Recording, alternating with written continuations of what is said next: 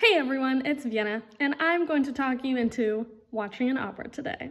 The idea of selling people on opera is probably one of the hardest things that I've ever had to sell. But I truly believe that I can do it. Starting with rule number 1 in sales is to always agree with the customer. Saying things like, I see that, or I feel the same way, or I agree. Italian opera. It's probably not something you would seem interested in from the start. I'll then ask if you can tell me why. You'll give a variety of reasons. You'll say things like, operas are so long, or operas are so boring. And then I'll respond with this. What if the music was so beautiful and the storyline so beautiful that you cried for 10 minutes straight, 3 times? If the voices carried so well and so impeccably that you were begging for more, what would you rate an opera on a scale from 1 to 10 then? What if I told you that operas are also a lot like movies and they are not all the same? To which case you ask me to give you 2 more tickets to see another. Then looking at the price, you'd say, Sam, I think that's too much money down. To which I would say, what is the real reason? And you'd say something like, I gotta check this over with my wife. And I'd say, I agree, you should always check with the wife, but why don't you consider just buying a membership? If it was only $30 a month, you can watch it from wherever, whenever.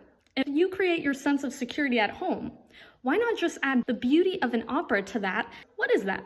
Imagine spending $1 a day. Let's do this. And then you'll say, wow, I really appreciate that. To which case I say, you're very welcome, sir. And within a year from now, you come back to me. And we've had several deep conversations on operas at this point, and you're even fluent in Italian. You tell me you've planned a trip to Italy and want to move there to retire, enjoying the greatest wine in all the countryside, all because you let me talk you into watching an opera. So if you want that to be your future, listen to me. After binge watching several Italian operas, your Italian tongue is impeccable. And then you ask me, what's next?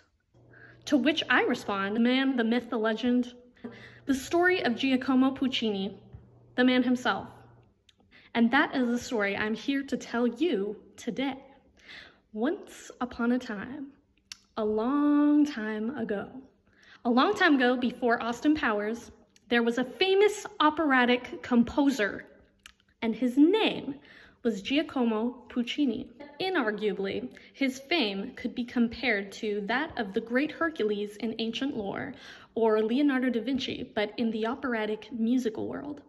Though I presume you have minimal knowledge of the vocabulary of music, or access to information explaining things like meter, or musical terms like the treble clef or the bass clef, I will nevertheless attempt to clarify some larger issues pertaining to musical experience throughout this video, pertaining to the story of Puccini, depicting his life and the grandeur of this composer in music. So we'll go back to the very beginning, starting with Puccini's first opera. His first performance was a success, and it was played in 1884 at the La Scala Opera House. The name, Le Villi, or also known as Le Villi. The Villi were vampire-like witches in East European legend, and they were originally based from a short story called Le Villi by Jean-Baptiste Alphonse Karr. A student in the Milan Conservatory, Puccini entered Le Villi in a competition for one-act operas, and later, with the help of his friends and his librettist, Mr. Boito, subsidized its production. Le Villi was remarkable for its dramatic power, its operatic melody, and revealing the influence of Richard Wagner's works. You can listen to the music at the link below.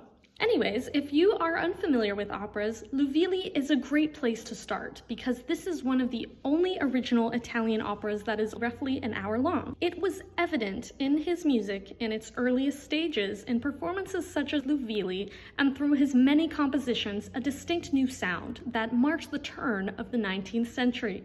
You may have even heard of one of the most famous arias, Se Come Voi Piccina, from Le Villi, which literally translates to, if I were tiny like you, referring to a tiny white flower, which you can listen to near the description of the video.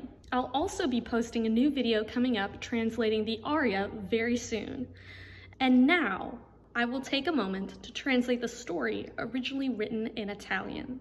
Without further ado, here is the synopsis. Family and guests dance at the celebration of the engagement and the marriage of Roberto and Anna. Roberto must leave before the ceremony to collect an inheritance. Anna worries that she will never see him again. Roberto comforts Anna, telling her that it will be fine and then they will marry when he returns from Mainz. Anna then tells Roberto of her dreams of him dying. Roberto tells Anna that she should not worry about his love failing, and that she may doubt her God, but not his love for her. The crowd returns, and Anna is still worried about Roberto leaving. Roberto then asks Guglielmo, Anna's father, to bless them before his journey, and Roberto sets off for Mainz. Roberto is then enchanted by a siren and forgets Anna. Anna waits through the summer and the autumn, and in winter dies in his absence. The legend of the fairies, the Villi, is then explained. When a woman dies of a broken heart, the fairies force the heartbreaker to dance until death. Anna's father, Guglielmo, holds Roberto responsible for Anna's death and calls upon the Villi to take vengeance on Roberto. The Villi then call upon the ghost of Anna and lure Roberto into the forest. Roberto, now penniless and abandoned by the seductress, returns when news of Anna's death reaches him. Hoping that he would be forgiven, the Villi stalk Roberto as he mourns the loss of the days of his youth. Roberto then finds the one last flower left alive in the winter and tries to find hope that Anna lives, but is repelled by the Villi when he tries to knock on the door of Guglielmo's house. Roberto then tries to pray for forgiveness, but finds he cannot because of the curse put on him by the Villi. As Roberto curses his fate, Anna appears to him and tells him of the suffering she had to endure.